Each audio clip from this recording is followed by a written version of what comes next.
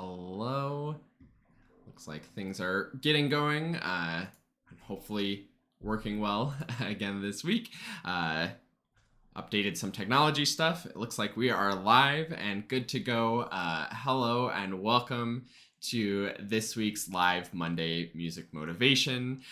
Today we are going to be talking about sight reading. I had a sort of good experience or good opportunity to really work on sight reading a couple weeks ago, and I thought it'd be interesting to sort of share that and give you some tips and ideas to help with your sight reading as well, because it's one of those things that, like, I feel like we all want to be better at it, but we don't know how to get better at it. We hear other people and see them sight read well, and we're like, that's cool. They're good at sight reading, but I don't know how to do that. And I personally had this experience and sort of thought, and I still somewhat believe this, that I'm not a great sight reader. Sight reading's not one of my greatest strengths, but I've improved a lot at sight reading from just a few years ago even to where I am now. So I wanted to share some of my insights on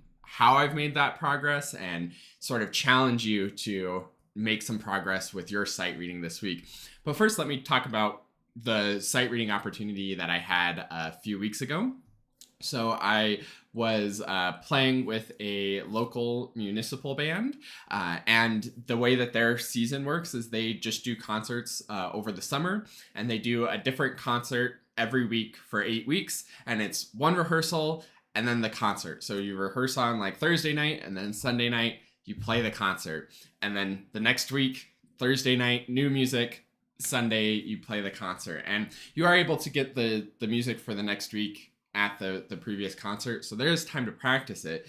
But they were full length concerts with like 12 or so pieces, so it would be really challenging to like really sit down and learn it all, especially because simultaneously while I was doing that, I was working on a recording project with Nebula Ensemble. So I was really focused on doing that and getting the stuff for the recording really solid, because you don't want to be the person in the recording situation who's having to do more and more takes because you're just not getting it. So I wanted to make sure that that was really good. So most of my practice time was going towards that, which meant for this municipal band concert, I mostly had to be sight reading. Now, luckily, the difficulty level of the music was not as difficult as the recording session stuff. It was well within my means of being able to sight read it really well, and be able to contribute well to the group, even while mostly sight reading. We had the rehearsal, so the rehearsal was a great opportunity to sort of get in there, learn how it goes. We had recordings, so I listened to the recordings, and that's a little tip if you have a small amount of time to learn a lot of music. Listening to recordings of it's going to be the very best thing that you can do, especially also if you have very minimal rehearsal time. Listening to recordings is almost as good as actually rehearsing, because you get to hear all the other parts and see how everything fits together and make sure you don't get lost. So that was a little bonus tip unrelated to sight reading, but great for minimal rehearsal time. But I had this opportunity and was doing the sight reading, and it felt good and went well and made me realize that I've actually developed my sight reading quite a bit and am feeling really comfortable and confident with it. And I want to give you some tips and action for this week so that you can do the same. So the first, I think, really obvious thing when it comes to sight reading is we just need to practice sight reading. I think that's something that we very rarely practice, actually. A lot of times we sort of get into one piece or a few pieces, or maybe we have those favorite pieces that we always come back to, and we're just constantly playing kind of the same music that we already know. So we aren't getting that exposure. And playing in a band is a great way to get exposure to new music and sort of have to develop those sight reading skills. Even if you are practiced and know the music, it's still one of those things that anytime you learn a new piece, you're actually developing your sight reading experience and skills, which I'll talk about in a second. The other thing that just practicing will do for you is gain that experience, get the familiarity with it and just finding new stuff to actually have to read. Because when we're always going back to the same pieces that we already know, we aren't really reading. We know how the music goes already, and we're just using the stuff on the page as a visual cue and reminder. And that's how we want to be when we're performing, is that we know the music really well. We really know what we want. We can do it on the instrument really well. And we're just using the sheet music to sort of refresh that memory cue, basically. So it's more or less that you're playing from memory, actually, but you just have the visual cue. Whereas sight reading is the complete opposite of that, where you don't know how it goes. You only have the visuals to guide you through the piece. And that's where the other component of it comes in, and that's just experience with music in general. So one way to practice sight reading is to just sight read more. But the other thing that's going to make you a better sight reader is having more musical experience. This comes down to things like knowing your scales, knowing your arpeggios, knowing different scale patterns, and then just having played more music. Again, if you have that handful of pieces that you're always going back to and always digging into in sort of the same way, then you're getting really good at those patterns in those pieces, but that might not be preparing you for different kinds of patterns. It might get you a little bit better at similar patterns, but when you have very differing patterns, it's not going to have that pathway in your brain to connect to that. Our brain, I think, can sort of tangentially relate. So say you have like an arpeggio pattern in F major in a piece that you know really well, and you know that arpeggio pattern really well. If you come across another piece that has that same arpeggio pattern in G major, you're probably going to be fine. If you have another piece that has a slightly different arpeggio pattern in F major, you're probably going to be fine. But if you come across a piece that has a different arpeggio pattern in B major, then that's too distantly related that you're not going to be able to make that connection. So that's why it's important to practice in all the keys, practice more music, and get more experience with it. So for your sort of action for this week, I want you to start working on something new. Maybe try sight reading something new when you first get it out and start working on it. Instead of learning how the music goes first, which is always what I recommend when we're really digging into learning a piece. But maybe the one sort of precursor step to that is you can take it as an opportunity to practice your sight reading.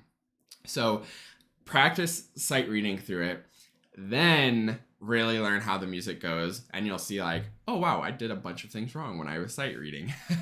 But when you listen to it and you really learn how it goes, then that will get you sort of dialed in on what you need to do and actually get you into the process of truly learning the piece. But sight read it first to get that little bit of experience of having to go off the visuals alone and try to figure out what you're doing. So do something new, sight read through it first, and then you can learn it really in depth.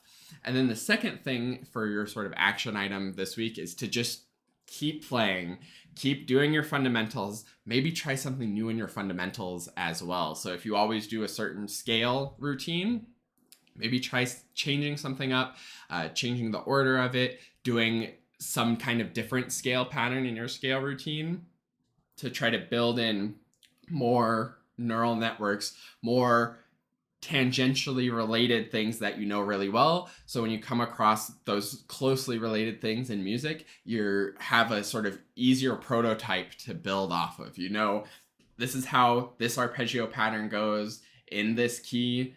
This thing that I'm seeing on the page is a very similar pattern with this one slightly different thing. And then you'll be able to read it so much faster and do it so much more competently and confidently, which is always what we're going for. And then last but not least, you can put that into your practice template plan for this week. Here's my template for the week. And again, you can get this at the link in the description, quickstartclarinet.com/get started, or you can just make it for yourself. It's the date for the week, reflection on how things are going, and then your goal for what you want to achieve this week. And then in the plan part, most importantly, put in the times and put in what you're going to be working on, and then take that plan and put it into your calendar, put it into your planner so that you actually do it. And today, I'm very excited. I have Finger Fitness Etudes Book 3 by Dr. Kristen Denny Chambers, and I'm really excited to be digging into that. That's going to be sort of my new and my sort of sight reading thing.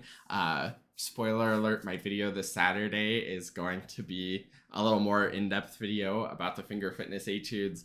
I'm going to be playing through the etude in there that's dedicated to me, which I'm really excited about. But I'm going to use that as my sort of sight reading, doing something new, getting those finger patterns learned in a new, different way. And yeah, I maybe am familiar with those finger patterns because I've done them similar finger patterns before, but never in the way that Dr. Kristen Denny Chambers does a fantastic job of integrating them into these musical things and having to approach these intervals in new and different and fun ways. So that's going to be sort of my new thing for this week. I also have some old things to be digging into as well and refreshing, but that's my plan for this week. Go right now, fill out your template, make your practice plan for this week so that you have a great week of practice. Try something new, work on that sight reading, because the only way to get better at sight reading is to practice sight reading and gain more musical experience and more things encoded into your brain so that you can recognize patterns more quickly. So thanks so much for watching this week's live Monday Music Motivation. Have a fantastic week of practice, and I will see you next Monday for the next Monday Music Motivation. Have a great week, everybody, and enjoy your practice.